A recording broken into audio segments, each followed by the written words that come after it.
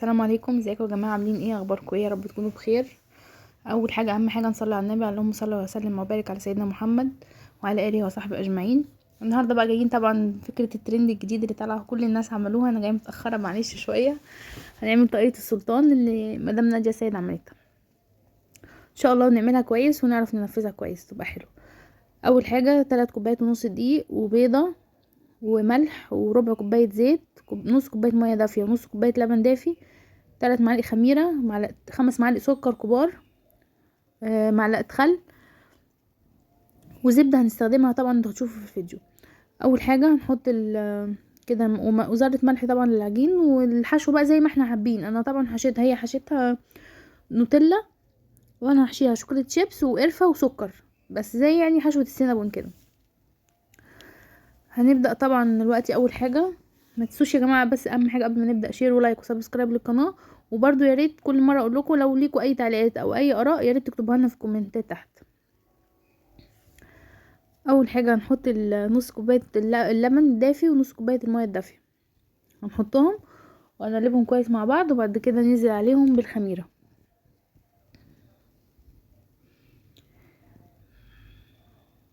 معلش هو النور كان قطع، بس طبعا اكيد برضو كلكم عارفين النور بيقطع. دلوقتي هنحط نص كوبايه لبن دافي، لازم الحاجات دي تكون دافيه عشان تخمر معانا بسرعه، وهنحط نص كوبايه ميه دافيه برضو ونقلبهم مع بعض كويس. والبيضه هناخد منها البيض بس، وهنحط الصفار هنستخدمه في الاخر واحنا بندهن وش العجينه دي. هنحط كده البيض بس وهنشيل الصفار، هنحطه على جنب. بعد ما نحط البياض نحط عليه فانيليا، وبعد الفانيليا نحط 3 معالق خميره. تمام، كان لسه بس بظبط البياض كله بنزله. تمام كده، وهنقلب كويس. هي في الاخر طلعت يعني زيها زي اي معجنات عاملينها، بس هي الفكره فيها ان هي طريقه بس اللف والشكل العام، لكن هي يعني مش جديده يعني او كده. نحط الخميره وهنقلب كويس. بعد الخميره هنحط السكر 5 معالق كبار.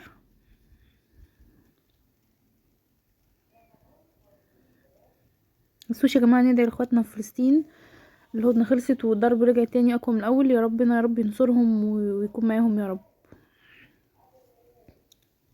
نحط بقى الفانيليا دلوقتي ونقلب كويس برضو اسفه، وبرضو معلقه خل،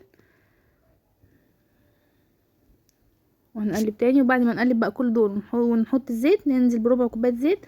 هنروح نازلين بقى بالدقيق واحده واحده، نقلب الدقيق مع بعض واحده واحده.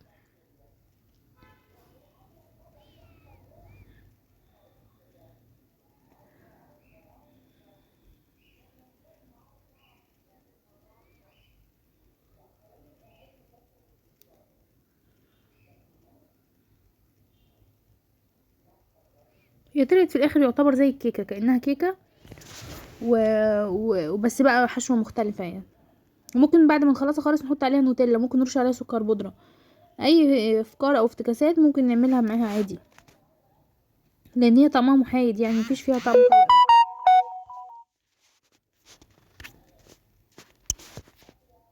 بس هنفضل نحط الدقيق كده واحده واحده لغايه ما العجينه تلم معانا، وبعد ما تلم معانا هنقسمها نصين.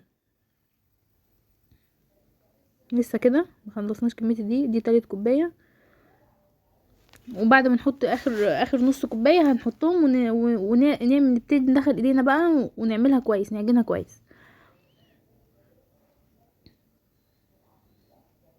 ده اخر كميه دي معانا.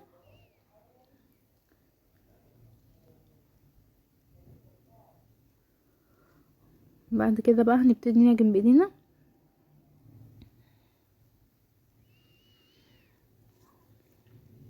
هي تقريبا بتاخد عجن دقيقه بالظبط لغايه ما تمسك كويس وتبقى كويسه.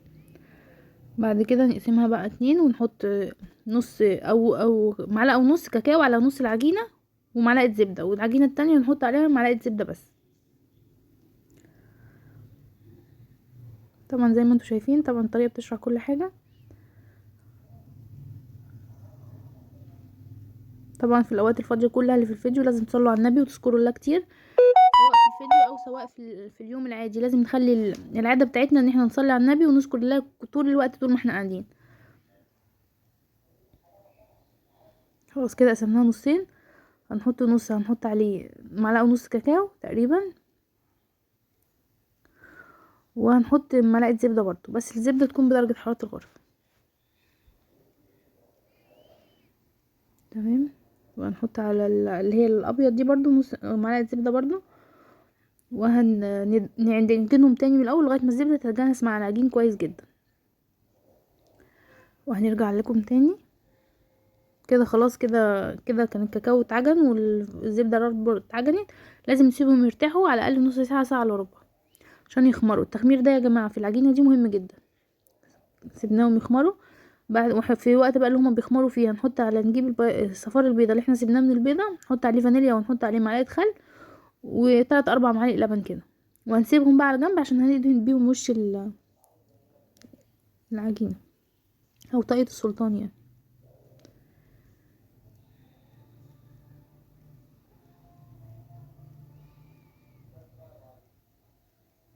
بس كده طبعا بعد ما خمروا، كانوا خمروا خلاص وقعدوا من الساعة الا ربع بتاعتهم. بعد كده هنبتدي بقى نفرد العجينتين جنب بعض عشان نشوف المقاس بتاعهم يبقوا قد بعض، يعني ميبقاش في واحدة كبيرة وواحدة صغيرة. هنحط الاول رشة دي على الكاونتر، ونحط العجينتين ونفرد بقى بالفرادة بتاعة العجين. هي بتبقى سهلة جدا في الفرد، ما بتبقاش يعني ناشفة او حاجة، ان هي مخمرة كويس وبتتفرد على طول وبسرعة. ادي الكاكاو هنفردها برضو نفس الحجم. وبعد كده طبعا اكيد انتوا عارفين الخطوات وشفتوا الفيديو الاصلي. هنحط العجينة دي على العجينة دي،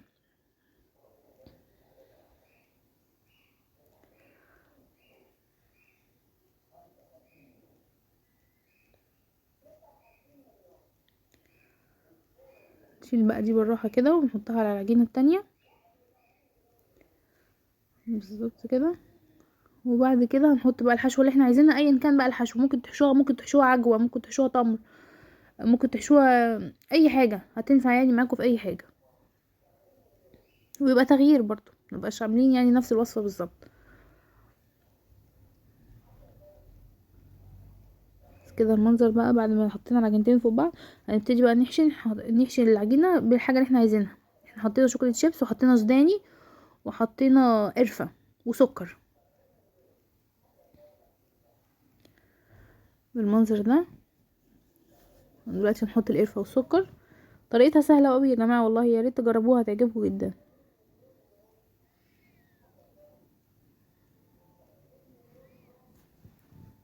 دلوقتي بقى نبتدي نلف العجينة، هنلفها زي كنا بنعمل سينابون بالظبط، بس هنيجي بقى في الاخر هنعمل بقى طبعا الحركة دي، هنعمل شرايح كده في اخر العجينة وهنبرمها كل واحدة لوحديها. وبعد كده نلف بقى كامل بيت العجينة كأننا بنلف عادي مفيش حاجة.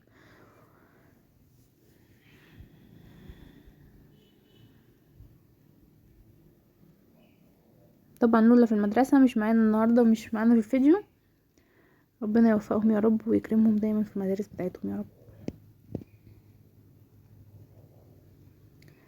كده خلاص خلصنا العجينة، ودي الشكل النهائي يعتبر بتاعها. هنكمل بقى لف وهنوريكم برضو اما نحطها في الصينية هتبقى عاملة ازاي. كده خلاص الشكل النهائي بتاعها. كده بعد ما حطيناها في الصينية، اول حاجة لازم هتخمر تاني. هندهنها الاول بالصفار البيضة والفانيليا والخل واللبن اللي احنا كنا عاملينه، وهنسيبها تخمر تاني. لازم تخمر تاني برضو نص ساعة او ساعة الا ربع تاني.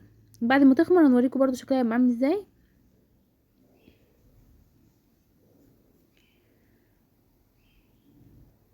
كده بندهن العجينة كويس، مش هيبقى فيه اي ريحة زفارة او حاجة يا جماعة. احنا حاطين فانيليا وحاطين خل وحاطين لبن، يعني خلاص مفيش زفارة او حاجة. وممكن على فكرة نحط برضو من فوقيها اي حاجة احنا عايزينها. لو عايزين يعني حبة البركة، سمسم، سكر بودرة، سكر بس عادي ونحطها، هتبقى حلوة برضو.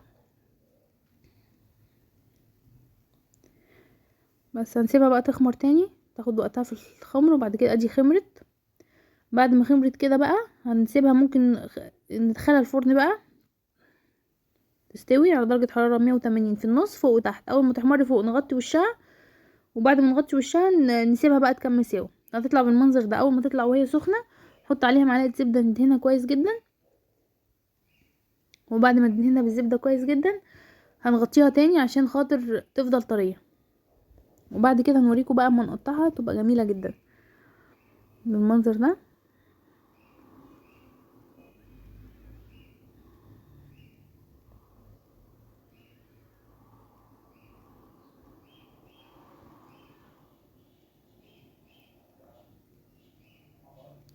خلاص دهناها، نغطيها بقى دلوقتي شويه 5 دقايق و10 دقايق بالكتير قوي عشان خاطر تبقى طريه وحلوه كده. خلاص بقى غطيناها وطلعناها خلاص من الصينيه بتاعتها، وده الشكل النهائي. شكلها كان تحفه جدا وعجبتنا جدا وعجبت الولاد جدا وطعمها كان تحفه.